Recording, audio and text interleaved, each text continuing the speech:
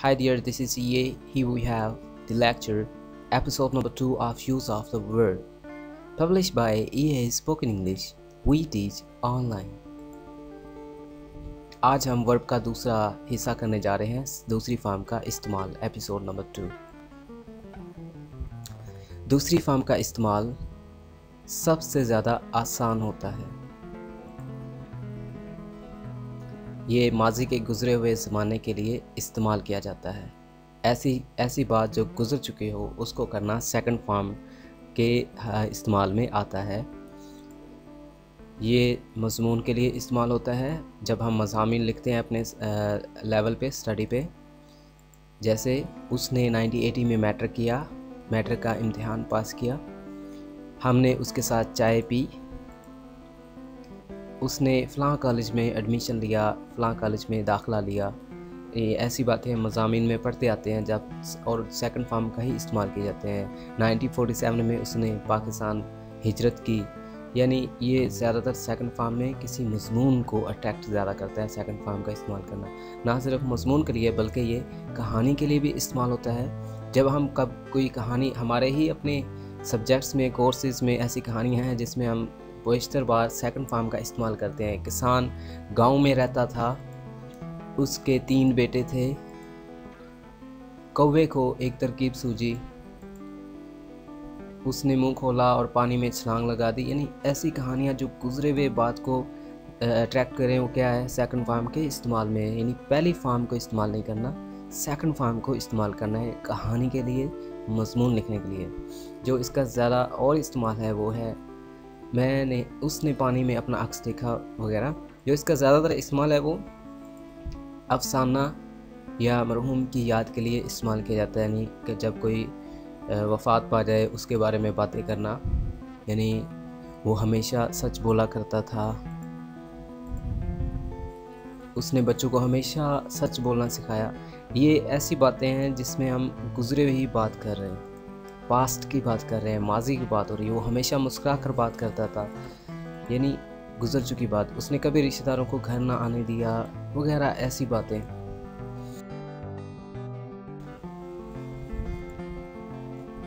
दूसरी फॉर्म का इस्तेमाल,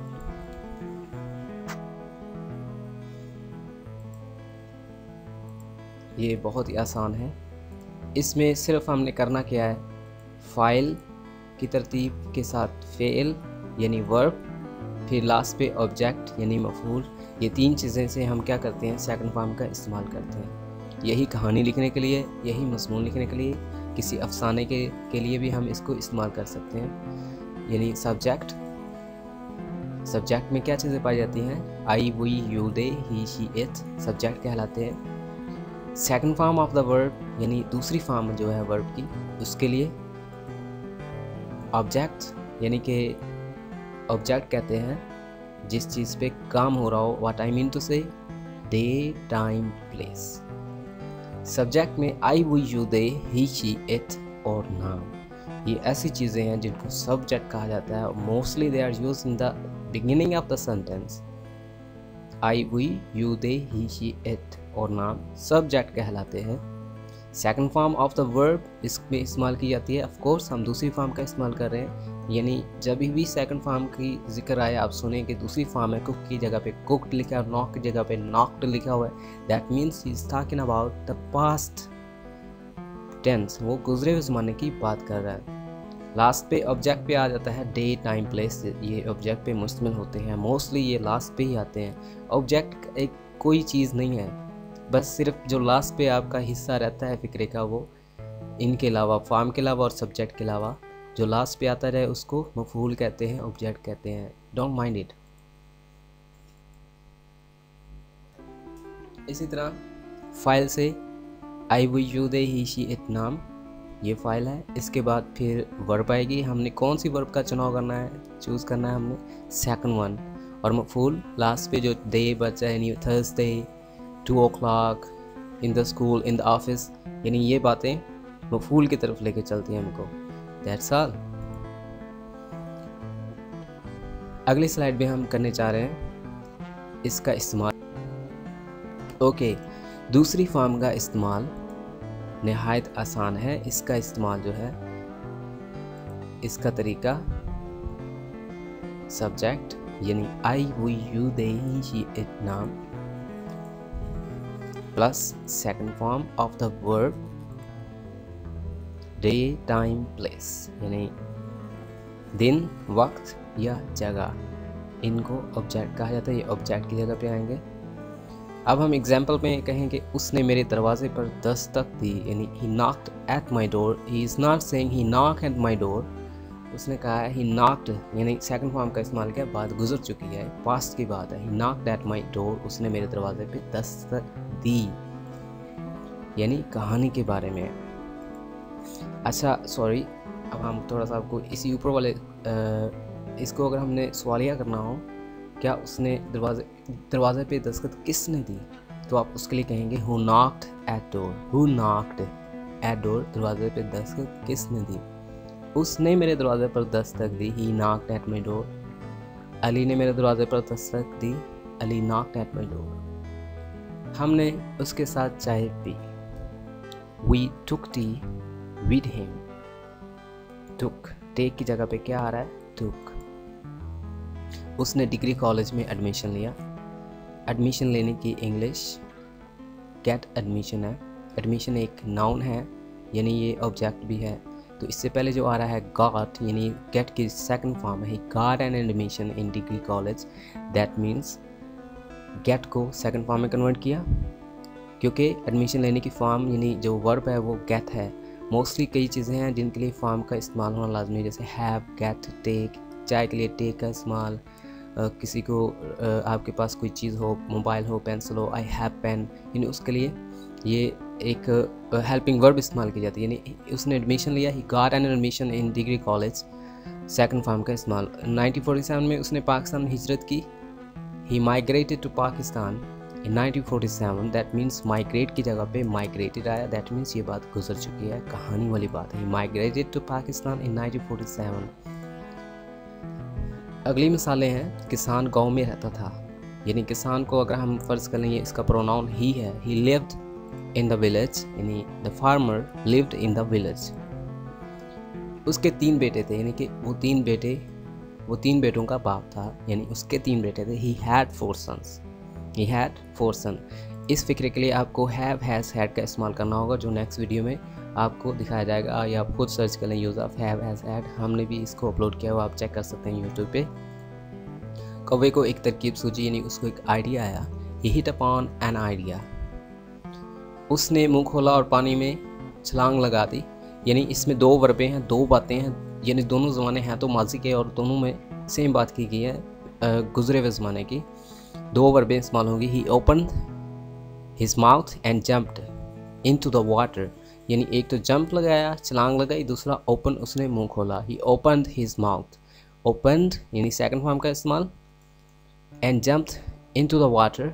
एक और बात ज़हन में रखें कि कभी जब हम एक ही सब्जेक्ट की 2 बातें हो रही हों, जब एक ही सब्जेक्ट की 2 बातें हो रही हों तो सब्जेक्ट को 2 बार लगाने की ज़रूरत नहीं है, शुरू में उसका इस्तेमाल काफ़ी है।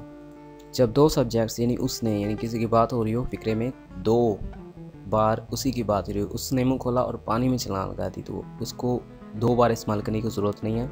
आप दोनों टाइम वर्ब का इस्तेमाल कीजिए और सब्जेक्ट का इस्तेमाल एक दफ़ा कीजिए, यानी ही काफ़ी है एक दफ़ा। He opened his mouth and jumped into the water. इधर एक बात ऊपर है, उसके 3 बेटे थे, यानी कि हैव, हैज़, हैड का इस्तेमाल, हैड, हैव, हैड का इस्तेमाल मलकियत के लिए इस्तेमाल होता है। इसका इस्तेमाल आप वीडियोस में देख सकते हैं, सर्च कीजिए, बेशतर वीडियोस यूट्यूब में है, मैंने खुद बनाई है, उसमें भी आप देख सकते हैं। वो हमेशा सच बोला करता था, he used to speak the truth. इसमें यूज्ड टू का इस्तेमाल के लिए भी आपको वीडियोस देखनी होगी, लेकिन आपको एक थोड़ा सा बता दूँ कि यूज्ड टू का इस्तेमाल जो है ये आपकी जो आदत है, यानी कि वो सच बोलता रहता है, वो झूठ बोलता रहता है, वो आवारा फिरता रहता है, यानी रहता है तो, और वो सच बोलता रहता था, सच बोला करता था, वो कहानी सुनाया करता था, वो झूठ बोला करता था, वो आवारा फिरता करता था। इनके लिए यूज़ टू या फिर यूज्ड टू का इस्तेमाल होगा। माजी के लिए यूज़ टू और मौजूदा ज़माने के लिए यूज़, यानी कि अकेला यूज़ टू का इस्तेमाल होगा जब कोई आदत हो, यानी वो हमेशा सच बोला करता था। He used to speak the truth. अगर मैं कहूँ उसने सच बोला, फिर तो मैं कहूँगा ना ही स्पोक द ट्रूथ। अगर कहें वो सच बोला करता था, दैट मीन करता था के लिए यूज्ड टू का इस्तेमाल आएगा। वो हमेशा उसको मिलने आया करता था। He used to come to meet him. उसने बच्चों को हमेशा सच बोलना सिखाया। He taught his children to speak the truth always. वो हमेशा मुस्कुराकर बात करता था। He used to smile while he talking. अगर मैं कहूँ वो हमेशा मुस्कुराता था, He always smiled. वो हमेशा उसने हमेशा मुस्कुराकर बात की। He always smiled while he talking. तो वो हमेशा मुस्कुराकर बात करता रहता था या करता था। He used to smile while he talking. अगर मैं कहूँ वो हमेशा मुस्कुराकर बात करता है तो मैं फिर कहूँगा he used. फिर मैं ये नहीं कहूँगा he used, फिर मैं कहूँगा he used to smile while he talking.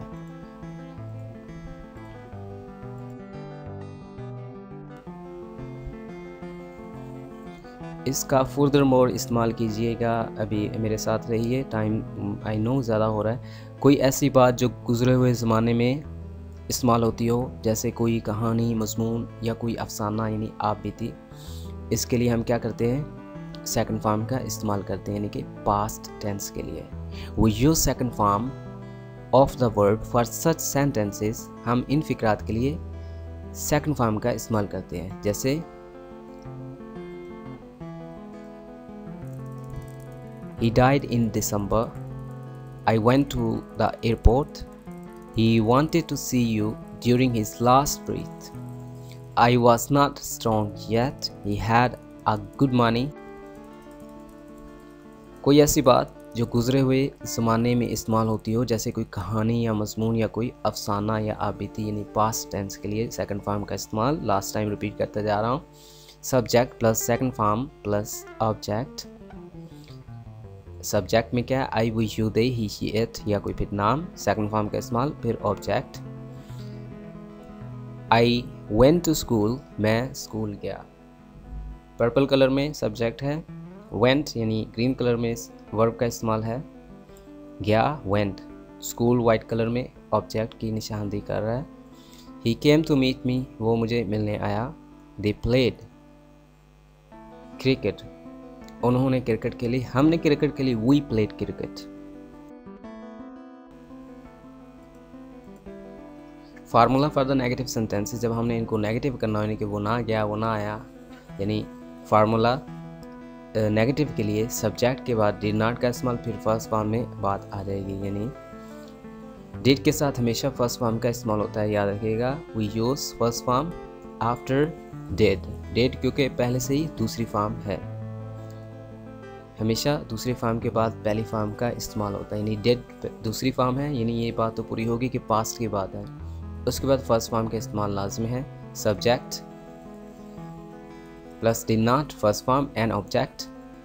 I, we, you, they, he, she, it ये सब्जेक्ट्स हैं। डिड नॉट सेकंड फॉर्म है नफ़ी फ़िक्रे के लिए, और फर्स्ट फॉर्म का फिर इस्तेमाल कर दीजिएगा, फिर ऑब्जेक्ट का इस्तेमाल कीजिएगा। I didn't go to the school, मैं स्कूल नहीं गया। He did not come to meet me, वो मुझे मिलने नहीं आया। He did not come to meet me. They did not play cricket, उन्होंने क्रिकेट नहीं खेली। हमने क्रिकेट नहीं खेली, we did not।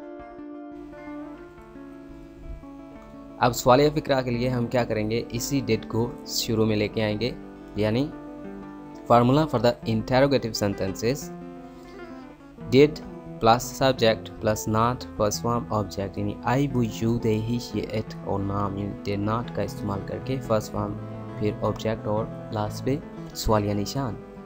Did I go to school, क्या मैं स्कूल गया। Did he come to me, क्या वो मुझे मिलने आया। डिड दे प्ले क्रिकेट, क्या उन्होंने क्रिकेट खेली या क्या हमने क्रिकेट खेली। Did we play cricket. Did के बाद फर्स्ट फॉर्म का इस्तेमाल, डिड को शुरू में लेके आए, फिर सब्जेक्ट आए, फिर नॉट का इस्तेमाल है, फिर फर्स्ट फॉर्म। ये तरतीब आप दोबारा ऊपर से देख लीजिएगा, यानी डिड सब्जेक्ट नॉट फिर फर्स्ट फॉर्म। इस तरतीब से आपका फिर बिल्कुल।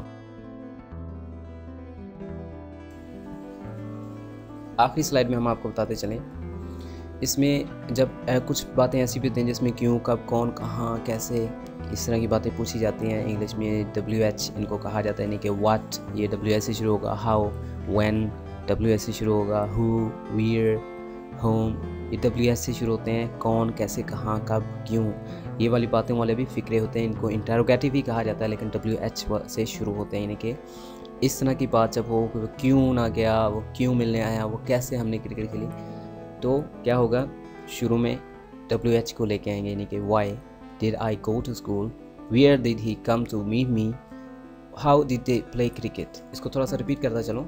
Formula for the interrogative sentences including WH, we use WH did plus subject plus not or sometime first form and object, यानी WH के बाद did यानी why did, I we you they he she it नाम plus first form plus object.